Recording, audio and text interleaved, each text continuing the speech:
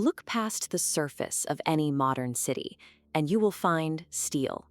We rely on elemental iron and its alloys to build towering skyscrapers, span massive rivers, and weave together global supply chains that keep humanity running. But nature rarely provides iron in this pure structural form. To get it, we mine stable ores and subject them to massive blast furnaces, using extreme heat and carbon to forcefully strip away the oxygen. This intense industrial process leaves the refined metal in a metastable state, an unnatural, high-energy configuration that inherently resists its surrounding environment. We built our global civilization out of a material that desperately seeks to return to the Earth. This structural integrity is a temporary loan, a high-energy anomaly that the physical universe will inevitably reclaim. When solid iron is exposed to the elements, it begins chemically converting into a hydrated compound we call rust. During this transformation, the material swells, expanding to take up 3 to 6 times its original volume. Engineers call this process oxide jacking. As this rust expands deep inside tightly confined structural joints, it exerts an immense outward tensile force. That pressure routinely exceeds the strength of the surrounding materials, physically shattering solid reinforced concrete from the inside out. In 1983, a resurfacing project on the Mianus River Bridge in Connecticut accidentally paved over critical storm drains. Rainwater chronically leaked into the tight steel pin assemblies, triggering massive, unseen rust expansion. The sheer pressure pushed a load-bearing hanger completely off its pin, and a 100-foot section of the highway suddenly plummeted 70 feet into the river. A similar failure brought down the Silver Bridge over the Ohio River.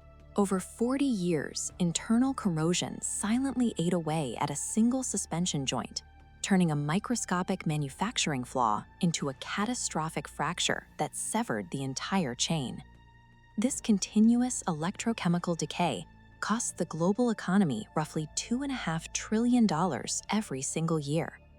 Rust remains a relentless drain on our resources and a lethal, active threat to the infrastructure we depend on.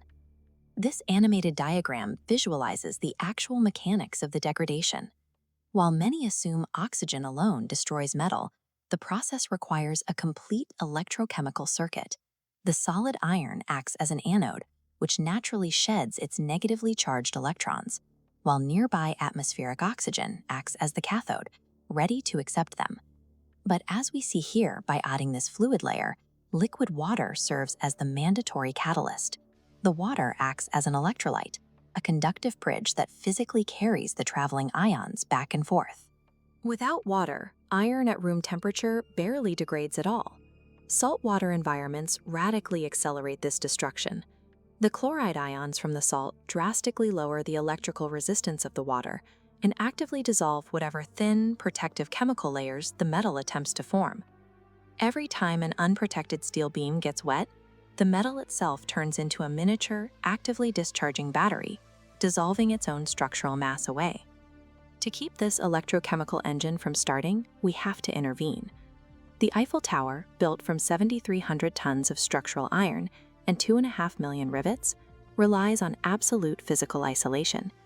Every 7 years, a team of 25 highly trained workers scales the structure to strip away active corrosion. They apply 60 metric tons of specialized paint entirely by hand, forming a fragile seal against Parisian moisture. But a simple physical barrier is useless against the dense, salty marine fog rolling through the San Francisco Bay. The Golden Gate Bridge requires a much more aggressive defense, known as chemical sacrifice. Maintenance crews coat the bridge in a heavy, zinc-based primer. Because zinc is more electrochemically active than iron, it deliberately sacrifices itself. If salty moisture breaches the top coat, the zinc surrenders its own electrons, so the load-bearing steel underneath remains totally intact. We perform these multi-million-dollar maintenance loops constantly, because the exact second a coat of paint cracks or a zinc anode depletes, the thermodynamic decay resumes instantly. Sometimes our interventions accidentally create an even faster mechanism of decay. When 19th century engineers designed the Statue of Liberty, they wrapped a noble copper skin around a massive, highly active iron skeleton. To prevent the dissimilar metals from reacting, They inserted a layer of shellacked asbestos, but over decades of flexing in the New York harbor, that insulation degraded and absorbed salty ocean moisture. The iron and copper came back into direct electrical contact, creating massive internal electric currents that swelled the iron armature and forced a multi-million-dollar restoration. Contrast that modern failure with the Iron Pillar of Delhi in India. This 6-ton monument has been standing completely unprotected in the open atmosphere for over 1,600 years, yet it shows almost no signs of decay. The ancient Indian blacksmiths produced this iron over charcoal, a process that left high levels of phosphorus trapped inside the metal. Over time, that phosphorus concentrated at the surface and crystallized into a dense, non-porous chemical barrier that perfectly locks out atmospheric moisture. Modern engineering often fights the environment with expensive coatings. True long-term structural survival requires chemically manipulating the metal from the inside out, so it simply refuses to act as an anode. At a fundamental level, we are fighting a spontaneous thermodynamic inevitability. Chemists measure the driving force of any reaction using a metric called Gibbs free energy. For refined iron and oxygen, that energy value is deeply negative, meaning the atoms possess a natural tendency to react and move toward a lower energy state. This diagram illustrates that journey. By smelting iron out of the earth, humans create a massive, unnatural decrease in entropy. We place the metal at the top of a precarious thermodynamic peak. As we see here, the physical universe forcefully rejects that state of order, sending the material crashing down into the wide, stable baseline of raw ore. Every microscopic flake of iron oxide that falls from a bridge is a physical reassertion of chemical equilibrium. Rust makes the abstract law of entropy visible to the human eye, methodically collecting on our thermodynamic debt. This chemical negotiation between refined metal and reactive oxygen extends far beyond our planet.